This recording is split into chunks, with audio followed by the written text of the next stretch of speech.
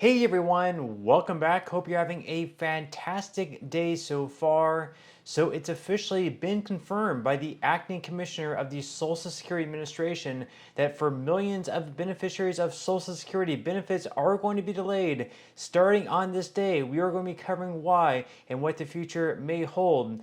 But before we go ahead and dive into it for today, if you would like to receive up to $200 in free stock or $200 in free cash, in a pinned comment below, I will be leaving a link to Robinhood.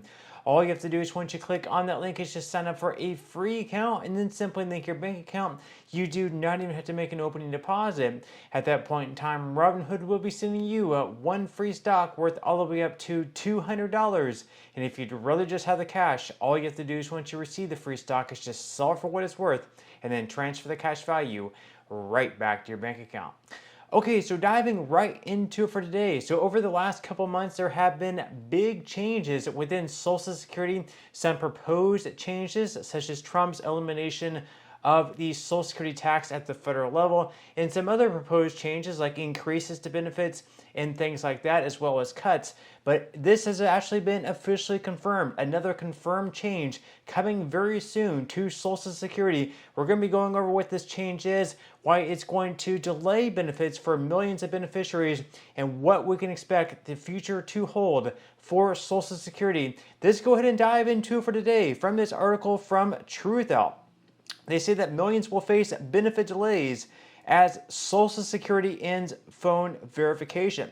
So on Tuesday, the Social Security Administration introduced new measures aimed at curbing alleged fraud in the program, changes that will invariably make it harder for millions of Americans to apply for benefits or update their information, advocates for beneficiaries warn.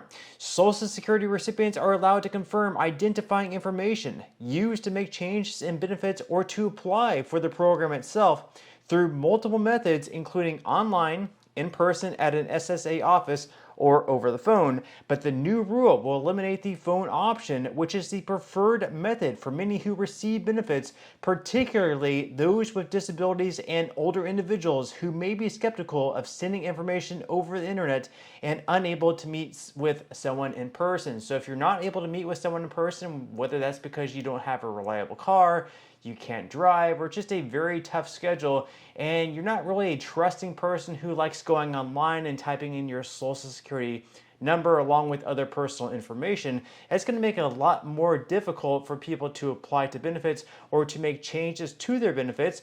Like, for example, if you have to change your bank account because you're switching banks, or maybe you had some type of fraudulent activity taking place with your checking account. If someone has like your account number and routing number, and then you have to change your account number. So you have a new account set up, so you have to change your account number with the Social Security Administration as well. You can now no longer do that over the phone. All of this has to be online, which the Social Security Administration is saying is going to be a lot more secure, that they have stronger authentication methods, because before apparently people were calling in because they had someone's Social Security number and they were able to change the bank account of like you or me who's receiving Social Security benefits to their bank account, so they would start receiving all the different Social Security payments for people who are not them, and then once they receive the payment, they would be able to transfer it from their bank over to another bank and pretty much steal all these Social Security funds.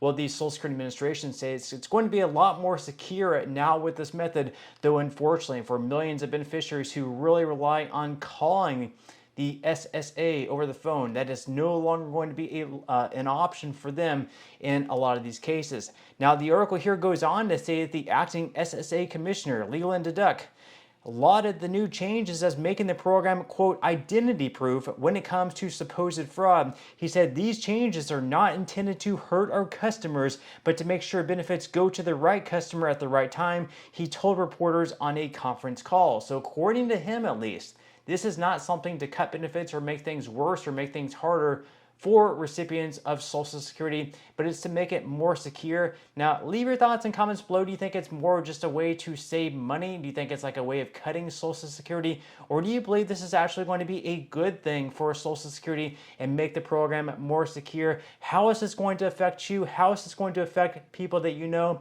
Leave your thoughts and comments below.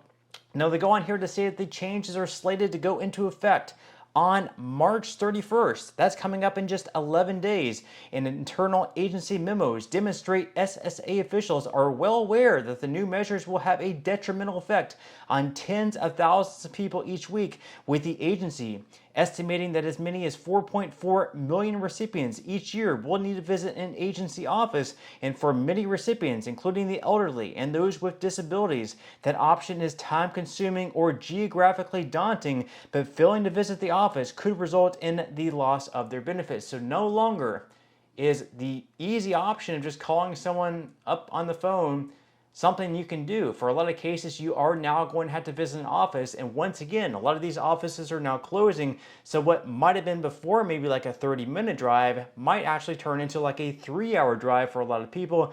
And again, if you don't have a reliable vehicle, or maybe you can't even drive yourself, that option is going to be very difficult, having to call a friend or a family member to get them to drive you 3 hours to a Social Security office just to verify a certain information is definitely going to be a huge pain, but we will have to wait and see how this plays out. They go on here to say, though, that it's also likely that there will be extreme backups in service for those who can make it to physical offices, as Elon Musk and his so-called Department of Government Efficiency are making huge cuts to the SSA, including reducing staffing levels and closing dozens of offices across the country. And critics of the cuts and the changes to the SSA have noted that these developments will cause real harm to beneficiaries. And because of that, obviously there's been a lot of pushback, especially among the left and Democrats. So we have like John Larson coming out, for example, and really criticizing Elon Musk and Doge. We also have Republicans now even criticizing Elon Musk for the things that he's saying about Social Security, because they fear it's actually going to backfire on them, at least when it comes to the midterm elections coming up in 2026. So, for example, John Larson said that by requiring seniors and disabled Americans to enroll online or in person at these same field offices they are trying to close, rather than over the phone, Trump and Musk are trying to create chaos and inefficiencies at SSA so they can privatize the system. So according to Larson, this is actually a way for them to privatize the system by making it seem that Social Security is inefficient. Leave your thoughts and comments below on that. Now, the new standards for how people can change or apply for benefits will drive people into overcrowded offices for no good reason. It is part of an ongoing effort driven by Elon Musk's Doge to cause Social Security to collapse, as once again what the X account for Social Security works, which is an advocacy group that aims to preserve and strengthen Social Security benefits, said in regards to these changes. And once again, not only are Democrats pushing back on Elon Musk and Doge and the changes they're trying to make to the federal government, we also have Republicans who are really wanting Elon Musk to tone down what he's saying about Social Security and sort of have his hands off of Social Security, because they fear it could backfire on them come the midterm elections up in 2026, especially for those in purple districts where it really could swing either way. So according to The Hill, Senate Republicans want Elon Musk to stop talking about Social Security and the Department of Government Efficiency to leave it alone. Musk's statement that Social Security is a, quote, Ponzi scheme, and his plans to cut up to 12% of the Social Security Administration's workforce are giving GOP lawmakers heartburn. They warn that Social Security reform is known as the third rail of politics for a reason. Any party that touches it is likely to get zapped come Election Day, and Republicans fear that reductions in staff and field offices will boomerang on them, predicting that constituents will grow frustrated if it becomes more difficult and more time-consuming to address problems related to benefit claims. Now, several other Republican senators said that Musk should stop talking about Social Security and steer his budget-cutting team at Doge in a different direction. He said, quote, he should zip it on that. It's not helpful. It plays right into the Democrats' hands. They want to talk about Social Security cuts, Medicare cuts, Medicaid cuts. We don't. The president does not want to talk about that. He's against all those things. That's what a Republican senator said, who requested to stay anonymous to voice his frustrations on Musk and what he's saying about Social Security. And that same senator said that it would be okay to talk about cracking down on fraud in the system, but he warned that when you start making it sound like you're questioning the foundation of the Social Security system, it's not incredibly helpful. And I have to say that I agree with that. Social Security is a very popular program among all Americans. So if you start talking about, it's a Ponzi scheme or it's a bad system, that we should, cut it altogether, which Trump is saying that we should not be cutting Social Security, that we need to have hands off of Social Security. Republicans, Trump, they need to talk about strengthening Social Security. If there is fraud that's taking place and we have people who should not be receiving benefits stealing from the system, that is definitely something that Americans could get behind. But if we start talking about cutting benefits, that is something that definitely could backfire and definitely could cause Republicans to lose a lot of seats in the upcoming midterm elections in 2026. But with that said, leave your thoughts and comments below. What do you think about Doge, Elon Musk, and what they're doing to Social Security? Do you approve of their job? Do you disapprove of their job? Leave your thoughts and comments below. But that's all we have for today's video, and I will see you in the next one.